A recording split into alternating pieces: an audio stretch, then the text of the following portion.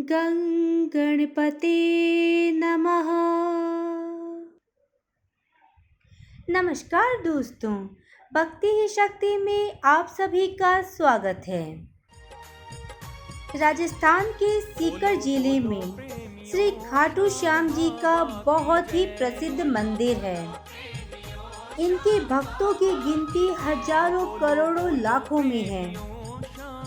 खाटू श्याम बाबा का असली नाम बर्बरिक है। महाभारत की एक कहानी के अनुसार बर्बरिक का सिर राजस्थान के प्रसिद्ध खाटू नगर में दफना दिया था। इसलिए बर्बरिक जी का नाम खाटू श्याम बाबा के नाम से प्रसिद्ध हुआ। आज खाटू नगर सीकर जिले के नाम से जाना जाता है। खाटू श्याम बाबा कलयुग में श्री कृष्ण भगवान के अवतार के रूप में जाने जाते हैं। श्याम बाबा घटोत्कच और नाग कन्या मोरवी के पुत्र हैं। 5 पांडवों में सबसे बलशाली भीम और उनकी पत्नी हिडिंबा बर्बरिक के दादा दादी थे। माना जाता है कि जन्म के समय बर्बरिक के बाल बब्बर शेर के समान थे, इसलिए उनका नाम बर्बरिक रखा गया। बर्बरिक का नाम श्याम बाबा कैसे पड़ा, चलिए जल्दी से जानते हैं। बर्बरिक बचपन में एक वीर और तेजस्वी बालक थे। बर्बरिक ने भगवान श्री कृष्ण अपनी मां मोरवी से युद्ध कला कौशल सीखकर निपुणता प्राप्त कर ली थी। बर्बरिक ने भगवान शिव की घोर तपस्या की थी, जिसके आशीर्वाद स्वरूप भगवान शंकर ने बर्बरिक को 3 चमत्कारी वाण प्रदान किए। इसी कारण बर्बरिक का नाम 3 वाणधारी के रूप में भी प्रसिद्ध है। भगवान अग्निदेव ने बर्बरिक को एक दिव्य धनुष दिया था, जिससे वो तीनों लोकों पर विजय प्राप्त करने में समर्थ थे। जब कौरव और पांडवों का युद्ध होने की सूचना बर्बरिक को मिली, तो उन्होंने भी युद्ध में भाग लेने का निर्णय लिया। बर्बरिक अपनी मां का आशीर्वाद लेकर उन्हें हारे हुए पक्ष का साथ देने का वचन देकर निकल पड़े। इसी वचन के कारण हारे का सहारा श्याम हमारा, ये बात प्रसिद्ध हो गई। जब बर्बरिक जा रहे थे तो उन्हें मार्ग में एक ब्राह्मण मिला। ये ब्राह्मण कोई और नहीं था, स्वयं श्री कृष्ण भगवान थे, जो कि बर्बरिक की परीक्षा लेना चाहते थे। ब्राह्मण बनकर श्री कृष्ण ने बर्बरिक से प्रश्न किया कि वो मात्र 3 वाण लेकर लड़ने को जा रहा है। मात्र 3 वाण से कोई युद्ध कैसे लड़ सकता है? बर्बरिक ने कहा कि उनका एक ही वाण शत्रु सेना को समाप्त करने के सक्षम है, और इसके बाद भी वह तीर नष्ट न होकर वापस उनके तरकश में आ जाएगा। तीनों तीर के उपयोग से संपूर्ण जगत का विनाश किया जा सकता है। ब्राह्मण ने बर्बरिक से एक पीपल के वृक्ष की ओर इशारा करके कहा कि वो एक वाण से पेड़ के सारे पत्तों को भेद कर दिखाए। बर्बरिक ने भगवान का ध्यान कर एक वाण छोड़ दिया। उस वाण ने पीपल के सारे पत्तों को छेद दिया, और उसके बाद बाण ब्राह्मण बने कृष्ण के पैर के चारों तरफ घूमने लगा। असल में कृष्ण ने एक पत्ता अपने पैर के नीचे छिपा लिया था। बर्बरिक समझ गए कि तीर उसी पत्ते को भेदने के लिए ब्राह्मण के पैर के चक्कर लगा रहा है।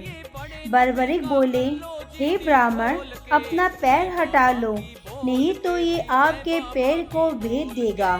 श्री कृष्ण बर्बरिक के पराक्रम से प्रसन्न हुए। उन्होंने पूछा कि बर्बरिक किस पक्ष की तरफ से युद्ध करेंगे। बर्बरिक बोले कि उन्होंने लड़ने के लिए कोई पक्ष निर्धारित किया है, वो तो बस अपने वचन अनुसार हारे हुए पक्ष की ओर से लड़ेंगे।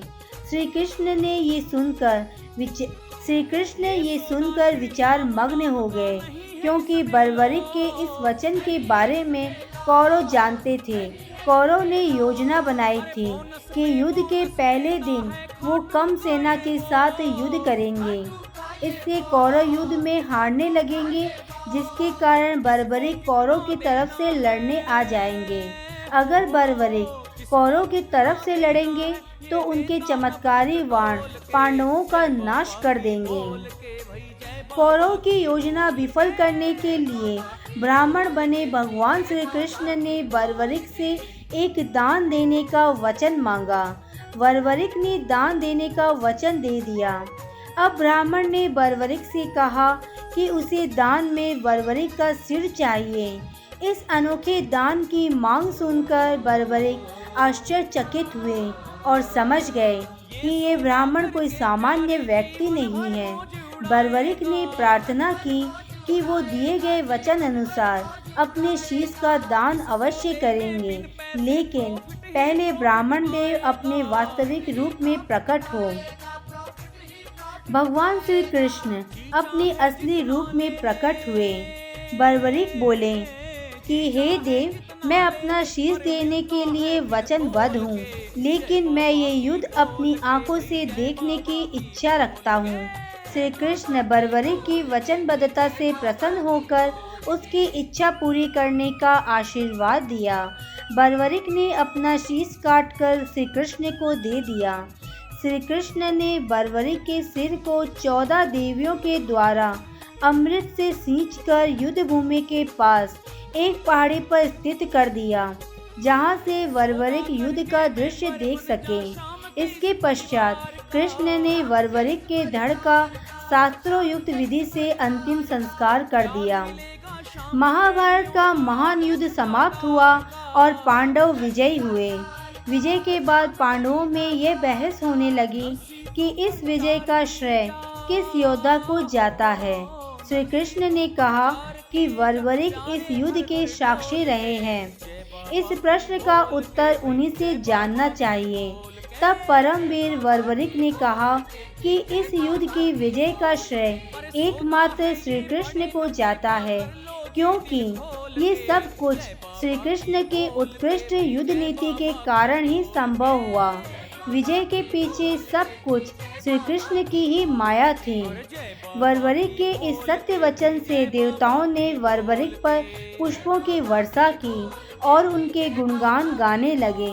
श्री कृष्ण वीर बर्बरिक की महानता से अति प्रसन्न हुए और उन्होंने कहा, हे वीर बर्बरिक, आप महान हैं। मेरे आशीर्वाद स्वरूप आज से आप मेरे नाम श्याम से प्रसिद्ध होंगे। कलयुग में आप कृष्ण अवतार रूप में पूजे जाएंगे और अपने भक्तों के मनोरथ पूर्ण करेंगे। भगवान श्री कृष्ण का वचन सिद्ध हुआ। आज हम ये देखते हैं कि भगवान श्री खाटू श्याम जी अपने भक्तों पर हमेशा अपनी कृपा बनाए रहते हैं। बाबा श्याम अपने वचन अनुसार हारी का सहारा बनते हैं। भगवान अपने भक्तों की सारे मनोरथ पूरी करते हैं। इसलिए जो सारी दुनिया से हारा सताया गया होता है, वो भी अगर सच्चे मन से बाबा श्याम के नामों का सच्चे मन से नाम का स्मरण करे तो उसका कल्याण अवश्य होता है। श्री खाटू श्याम बाबा की महिमा तो अपरंपार है। मेरी श्याम बाबा से यही प्रार्थना है कि अपने भक्तों पर हमेशा अपनी कृपा भक्ति बनाए रखना और अपने भक्तों के सारे मनोरथ को पूरा करना। बोलिए हारे के सहारे श्री श्याम बाबा की जय। आज की वीडियो में बस इतना ही। अगर आपने मुझे अब तक सब्सक्राइब नहीं किया है तो सब्सक्राइब जरूर करें, कमेंट और लाइक करना ना भूलें। इसी कामना के साथ कि आप हमेशा खुश रहें, स्वस्थ रहें। नमस्कार।